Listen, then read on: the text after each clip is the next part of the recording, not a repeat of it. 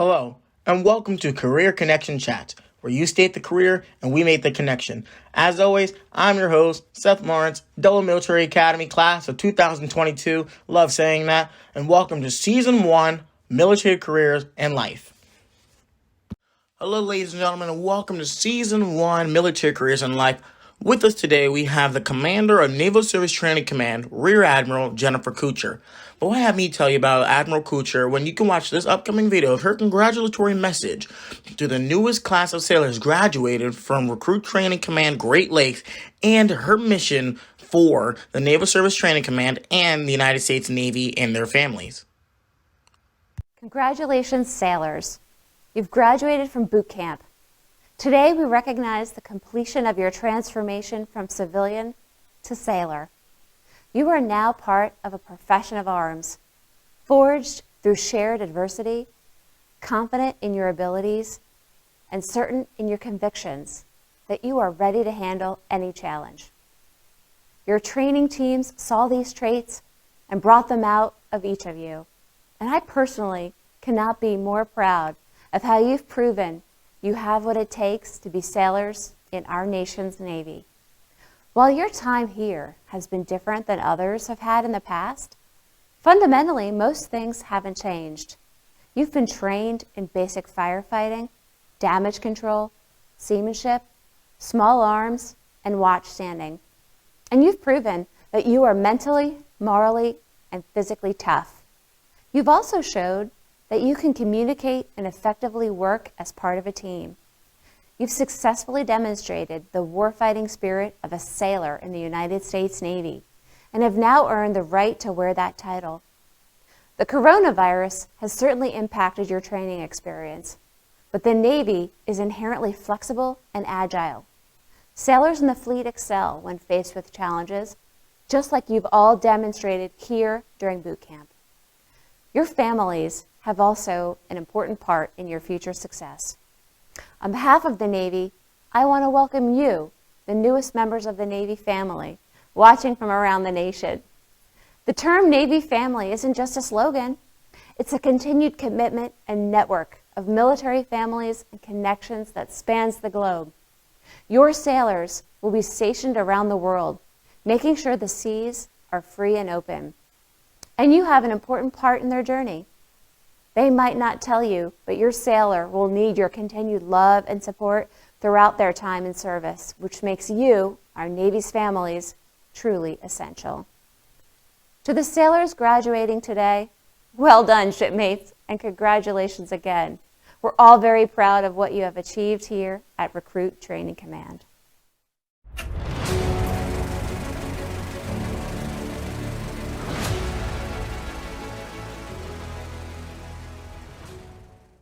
Welcome, ladies and gentlemen, back to Season 1, Military Careers and Life. With me is the Commander of Naval Service Training Command, Rear Admiral Jennifer Couture. Ma'am, how are you? I'm doing great today, thanks.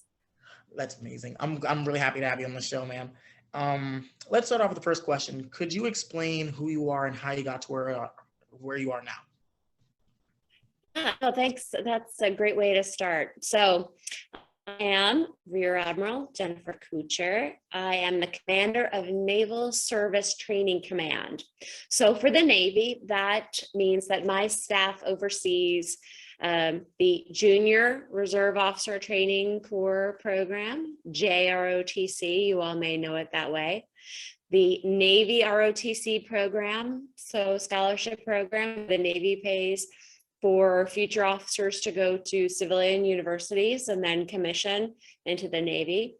And we also oversee the Officer Candidate School, Officer Development School, where people who have already completed college then decide to join the Navy as officers, and then certainly can recruit training across. So that's a little bit about me. How I got into the Navy is that I was a graduate of the George Washington University in Washington, D.C., and I was there on the ROTC scholarship program. So I attended naval science classes, I participated in drilling events, and then commissioned into the Navy. How's that? Oh, that was great. I mean, yeah, that kind of sums it up for me. That's actually pretty awesome. Um, Now, you're an admiral. So, like, what characteristics would make a good person in your career field as an admiral and as a commander of naval service training command? First and foremost, being a great leader is being a great teammate. It is being honest, being forthright, having the courage to stand up for things that are right, for saying to your teammate, I respect you and I value all of the contributions that you're making to this team, and helping those that are struggling. It's not just about leading people who are high performing, but also people who have the heart and the desire and the inspiration to participate on the team. How can you, as a great leader, bring all those people together on a team that succeeds? So as I look back at all of the great leaders that I've ever known, these were the kind of people that I admire, that I aspired to be. I look back on the person that I was as a junior officer as compared to who I am today, and I see the big journey that I have made in becoming an even better person along the way. So those are some of the qualities that I think separate hardworking people from great leaders, is really being able to harness the capabilities of everyone on the team. That was actually very well said. That was actually I'm gonna start using that. I'm gonna repeat that to people. Um, so, what are some of your favorite things to do in your career? Oh, that's so much fun. Well, I really, unless you've probably already been able to tell, but I really enjoy the camaraderie of the people that I serve with. And while going to sea on a ship is an amazing experience, and I've visited places all over the world, from Malaysia to Spain to France, Italy. Um, I've just been everywhere. And the Navy has afforded me all those opportunities. Joined the Navy to see the world, and I sure did. Um, but for me, it's really about the people that I've served with. I've just enjoyed building these great relationships with people who care deeply about serving each other, of serving our country, that believe that, while America may not be perfect, we're dedicated to the ideal of what it could be, and we're ready to protect and defend it. Um, I recently met a woman from Italy, and we were talking about, once I was on a port call in Italy, and this is a few years ago, and it was a very small town, and it was a big ship, and it had both Navy sailors and Marines embarked on it. And it wasn't much of a big nightlife scene. And so the young people on the ship, the young sailors and Marines, were disappointed that they couldn't go out and have a lot of, parties going on. But during the day, all of the people from the town came down to the ship, and it was whole families of people, grandparents, parents, kids, little babies. I mean, all coming together as a family, and they were coming down to the ship. And the oldest people who could, only knew a few words of English, were grabbing every Marine or sailor nearby and shaking their hands and saying, "Thank you, America, thank you," because they were remembering back to World War II, when Americans landed on their shores to free them. And as I think about that, I think about how important our jobs are. And I think about, gosh, there's nothing else I would have rather been doing than going around the world and doing that. Because everyone who sees you thinks of their own memory. I think about those elderly gentlemen and how they just wanted to bring their grandchildren down to meet Americans. there's something about that. And so while I've traveled around the world, let's see what I've done. I have salsa'd in Spain.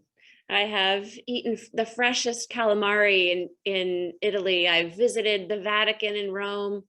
I have ridden a camel in the Sahara Desert, and I've been to the top of the Burj Khalifa in Jebel Ali. All really amazing things. So certainly I've gone through the Suez Canal. I've been above the Arctic Circle. I've been below the equator. Those were amazing opportunities. But I loved every minute of it with my teammates. Well, maybe not every minute. That would be maybe a little bit, most of the minutes. That sounds like an amazing opportunity. I mean, that's exactly why I want to join the Marine Corps, so I could go out and travel and do all those cool things and make my own stories with friends. Now I have to ask, what are some of your least favorite things to do? Yeah, least favorite things. Well, I am a mom and a wife, and certainly being away from home for long periods of time have been very difficult and challenging for all of us. I missed my family. I missed a lot of important events in my family and my friends. I've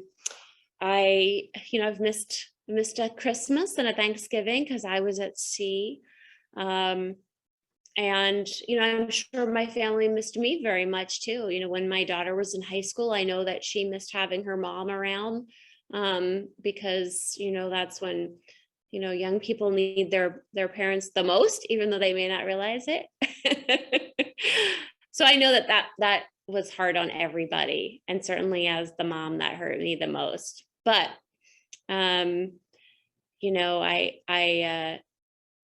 I've, as my daughter is now grown and she says to me, I'm super proud of you. And, I'm proud that you have done these amazing things and you've served our country. I know that it's been worth it. Some of the hard things that I've done at sea, I've been involved in some, a mishap at sea. And, when things didn't go wrong and our ship was damaged or didn't go right and our ship was damaged. And again, as the whole team was suffering there, everyone on my team was saying, gosh, what could I have done differently? How can I fix this? I watched them all kind of worry about, oh gosh, I have doubt. I doubt my self-confidence. I doubt what I'm doing. And that was hard on me as the leader because I needed to help them work through it and see our team succeed again. But here's what I learned in that environment. I learned that, when you give people a chance, when you say to them, you have talents, I need your talents. I know that you can do this. I believe in you. That people will stand up and they will say, yeah, I will try. I will do this. I will stand in the breach. And so even though I've had these very difficult and challenging experiences, both personally and professionally, the things that I learned out of those experiences didn't hurt me. They were a lot of fun to live through. But in hindsight, in the time that has happened between them, I look back and I think I'm a better person now. I'm a better leader now. I am a stronger person now than I was before those things happened to me or before I had to endure those difficult circumstances. And so I know that I was a better ship captain and that I'm a better admiral now because of those adverse experiences.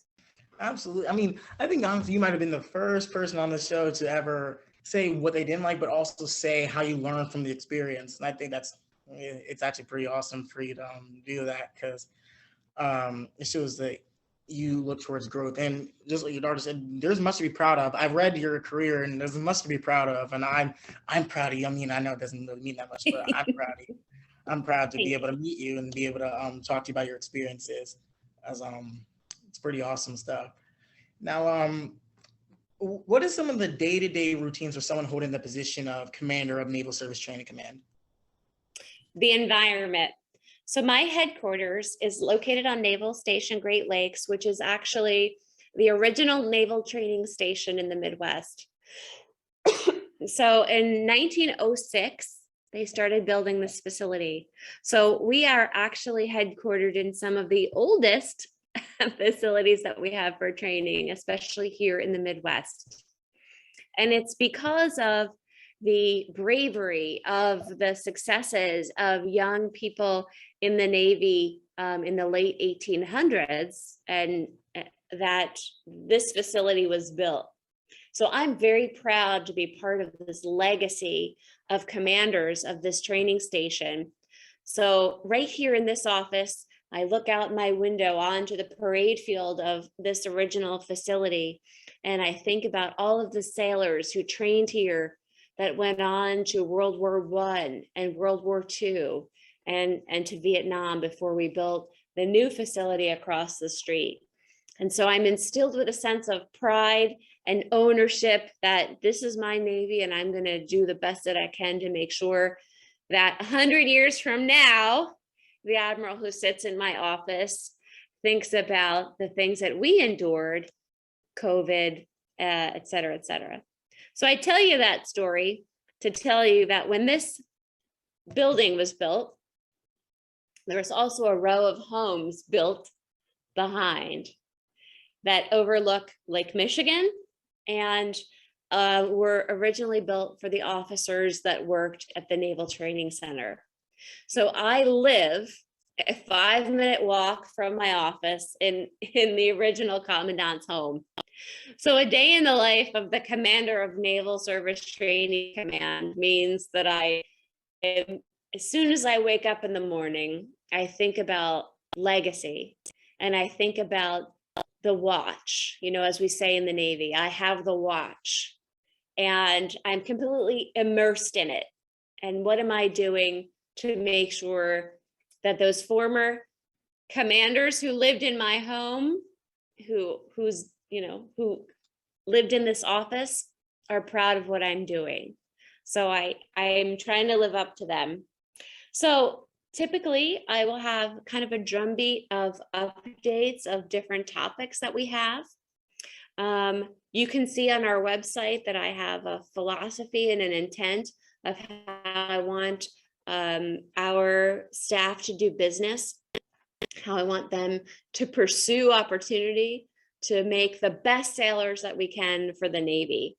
And so we have 5 competencies that we think that the basically trained sailor should be. And the sailor and officer, it's kind of the same person, right? I consider myself to be a sailor too.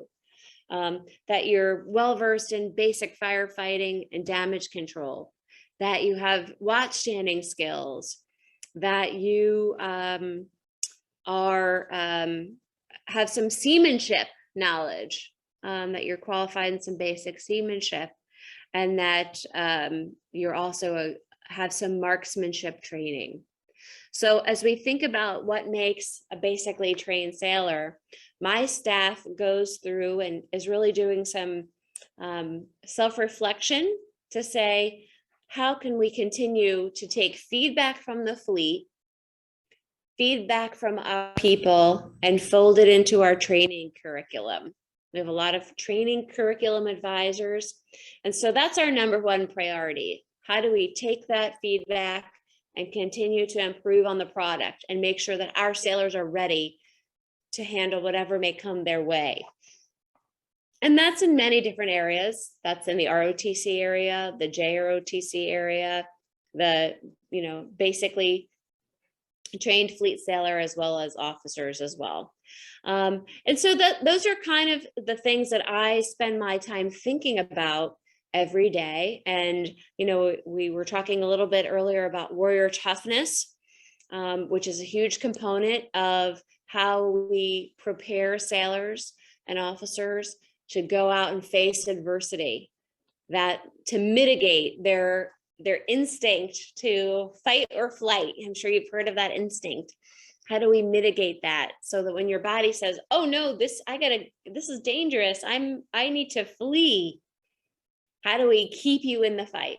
How do we prepare your mind, your body, and your spirit for staying in the fight so that you can seize the day and seize opportunities? So some of those initiatives, we're looking to improve on our basic firefighting facility, because when you're on a ship, a submarine, or an aircraft carrier at sea, and there's a fire, not only is it life-threatening and threatens the ship, but it also diminishes your ability to use your weapon, your ship, your aircraft, or your submarine as a weapon ultimately. So we need to make sure that every sailor can put out fires. So for all those prospective firefighters out there, the Navy has a place for you, because that's something we do every day. And then certainly as warriors, everyone needs to be able to handle a weapon safely. We have a pretty robust weapons training facility, and we're looking to improve upon that so that you're proficient and confident in your ability to use your handheld weapons. And then certainly seamanship, because everyone has to be expert in that. How do you handle the ship? How do you handle the deck equipment to make sure that your ship, submarine, or aircraft carrier is ready for the rigors of life at sea? So those are some of the things that I think about every day. I certainly travel a lot. I try to get out to our ROTC units, as well as some of our other stakeholders like Navy Recruiting Command. And so the commander of Navy Recruiting Command and I talk about how do we, again, remove some barriers to entry, both for officers and enlisted folks, and how do we prepare people to at least get their basic military training. That's amazing stuff. I've definitely had a lot of encounters with the recruiting command. Shout out to Petty Officer Rice and the recruiting command down in Newark. And I think what you're doing is just fantastic. And it sounds like a really fun job with a lot of cool, meaningful opportunities for you to enhance the Navy and to make it better than the day before. You've hit the nail on the head, Seth. That is exactly how I see my job. I want to make sure that when I leave the Navy, that the sailors who carry on are the best sailors they can be. And I see that as a huge responsibility that I have. And you're doing a great job. You're doing a great job. Now, not a lot of people know much about what life was like on a ship or in the Navy, but they do watch movies and they do watch TV. So my next question to you is, what, in your opinion, is the most accurate military TV show or movie? Oh, wow. There's so many great ones. I don't know about accuracy, but I do have a couple that I'd love to recommend. And this may require some 1980s or older movie nights. If you like some movie history, I'll give you film history. There are some great post-World War II era Navy movies that I think should be in everyone's movie watching list, so you can save it for your rainy days. I think that the Caine Mutiny, if you've ever heard that one, I think that is one that challenges you ethically, because you really have to think about the ethics of being a leader. And so I think that's a great place to start. Some great historic actors in there. Humphrey Bogart is one. And so I think that's a really great one.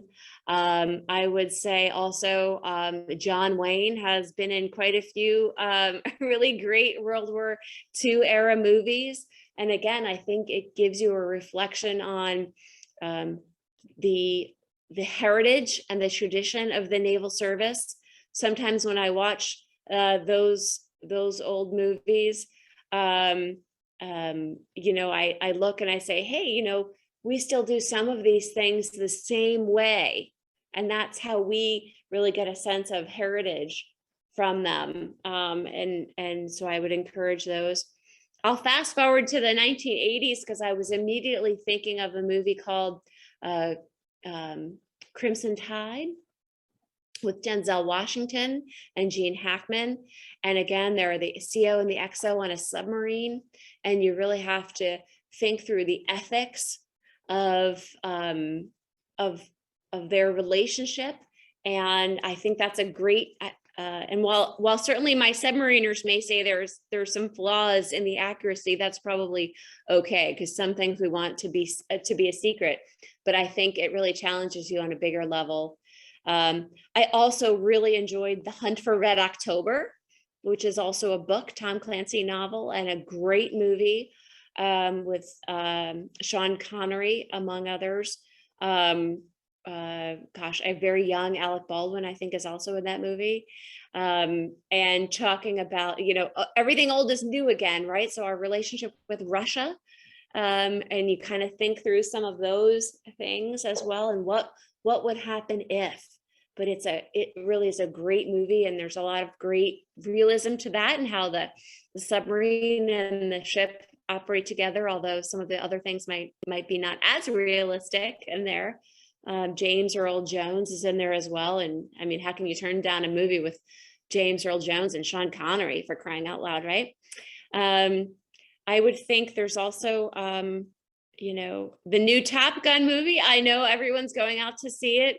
And while it may not be perfectly accurate, gosh, the flying was fantastic. I encourage you to see it in the movie theater, because it really knocked our socks off, and there was some really great Navy stuff in there. And so if you're going to go see Maverick, you have to have already seen the original to kind of get a sense for the characters. But if I were to have a Navy movie weekend, those would be the things that I would think of straight away as must-sees.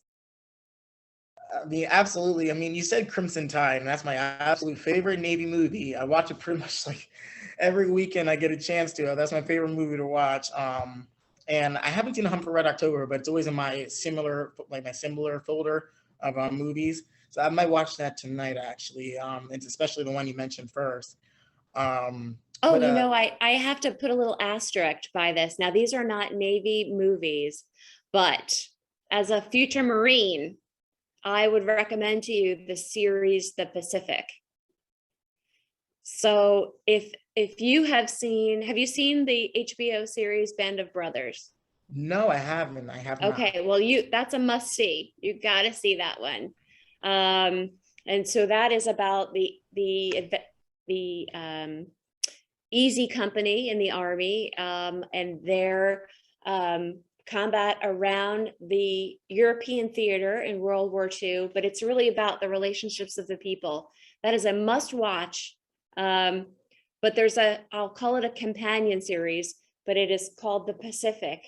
And it is about the Marines who go throughout the island hopping campaign of the Pacific in the same time period.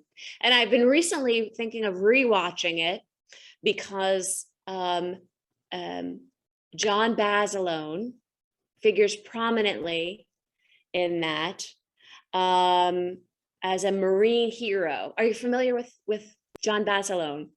I'm not. Okay, I'm giving you guys some homework. So we have recently just christened the John Basilone DDG, maybe 112. I may have totally gotten the number wrong. Brand new DDG. They just christened it up in Bath, Maine, like last week. It is named after him, an extraordinary hero of Iwo Jima. And so I highly recommend both of those series. Absolutely. I'm about to take notes right now. John Basilone. I took notes. I'm gonna look at that tonight just because I'm gonna take it as marching orders to watch. Now, this series is a lot about mentoring, connecting people with potential mentors. So who was one of your mentors? What was one of the best lessons they taught you? So I'm so glad you asked that. I probably did not have a mentor until I was a mid-grade officer. And probably because, I was kind of used to just doing my own thing. But when I was an operations officer on a cruiser, my captain was really the first time someone had taken me aside and really was dedicated to developing me as a leader and in my career. And he took me aside and he said, okay, here are the things. Here are the types of jobs you should have in your career, because these are the jobs that will build in you the development things that you need to continue to get better at your job. And so that was really important to me. And he also cared about me as a person. And he said, hey, look, I know that you're under a lot of stress. And I know that you're missing your family and that your job is really hard. But here are some traits as a leader and a person that I recognize that you may want to get better at if you want to continue to rise as a leader. Because even though he said you're doing a lot of really great things, but you're not perfect, and there are some things that you might want to do better. And he was just a tremendous mentor to me, and I respect him so greatly. He was just a great person, an upstanding person. He was fair, he was just, and he really cared about all of us and about making us all better people and better officers. And when I got the news that I was going to be an admiral, that I had been selected for promotion, I invited him over to my home. And I was very keen to make sure to thank him. And over the last year, as I've been a brand new admiral in the last year, I've sought out him and other people who have been particularly contributors to my development as a person and a leader. And I've said to them, there would be no me without you. And I thank you for investing in me, even though I may not have always made it easy to do. And so I would thank all of the mentors out there for taking the time to invest in young people. Absolutely. I mean, I think mentoring is one of my passions. I actually I took 5 of our current cadets who are now in leadership positions at our school, and I've been mentoring them for years now. And it's always great to see now that they run the school. And they still have like a year or two left there, and they run the school now, and it's excited to see where they go. And they send their regards. They also say hello. And so one of my last questions. So what is your biggest plan or project right now for Naval Service Training Command? Yeah, so really 2 things. One, I briefly mentioned warrior toughness. So this is, a toolkit that we're developing for sailors to make sure that they have the mental, the emotional, the physical tools that they need to endure difficult circumstances. And so we piloted this at boot camp here in Great Lakes, and now we are moving it out throughout all different areas of the Navy to make sure that everyone gets a chance to benefit from that. And so that's one of our number 1 projects. The number 2 project would probably be developing an increased firefighting trainer facility here, because as I mentioned, that's our number 1 threat, is a fire on a ship, because it not only can kill people and take down the ship, but also we need that ship, right, in our strike group, and we need it to fight the enemy.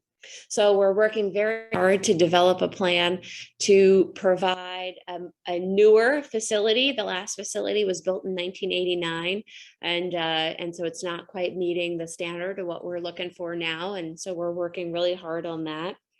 And then finally, when I think about our people, I think about, are we providing a diverse, equitable, and inclusive Navy? So I'm thinking about our culture, and I'm thinking about potential barriers for entry, in particular in the officer corps. Because if you were to look at the stats between our enlisted corps and our officer corps, you would see that the officers are just not as diverse as our enlisted corps. And they're also not as diverse as the demographics of the United States, and then going forward in the next 20 years.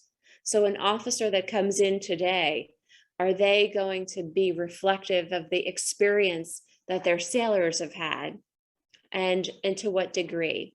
And so we're looking to see if there are barriers in the system that prevents people through no fault of their own, and from becoming part of our Navy in any of those areas. And so we're looking at the scholarship process to make sure that it is indeed equitable, and that we are listening to all voices to see if there are barriers to eliminate that we can do to make it a more diverse, equitable, and inclusive environment.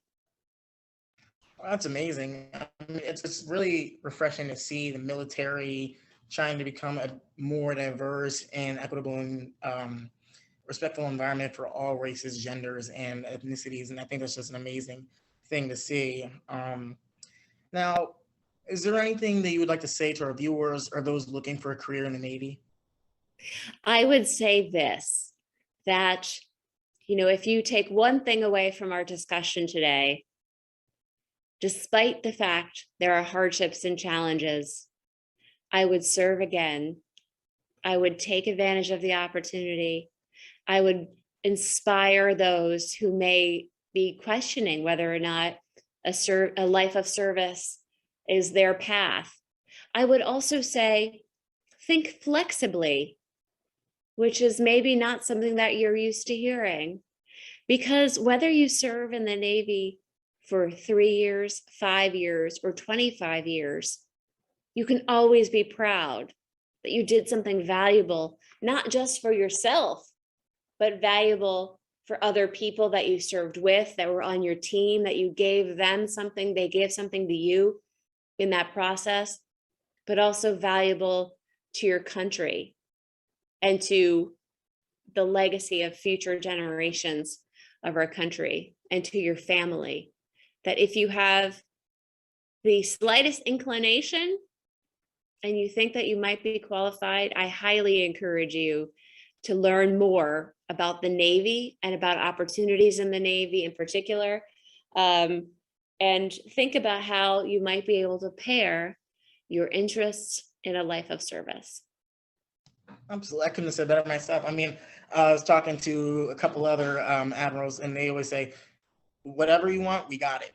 Is basically what they said. Whatever you want to do, we have it. There's a place for you somewhere. And I definitely want to reiterate what you said. Definitely, if you're interested in the Navy, you're interested in the military in general, whatever it is, firefighting, they're definitely going to help you with the training. They're going to make that a better experience. Whatever it is, they have an opportunity for you. All right. Well, Admiral, thank you so much for doing this. We appreciate it. Thanks, Seth. It was great talking with you today, and I hope that you all get something out of our talk today.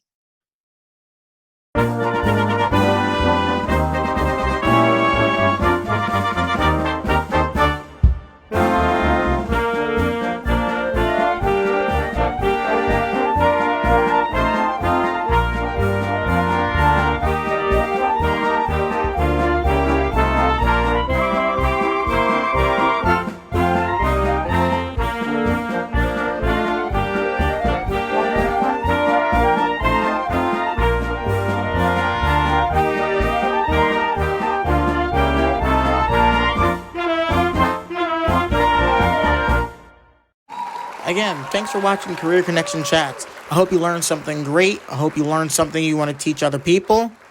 And if you want to be on our show, please email us at careerconnectionchats@gmail.com.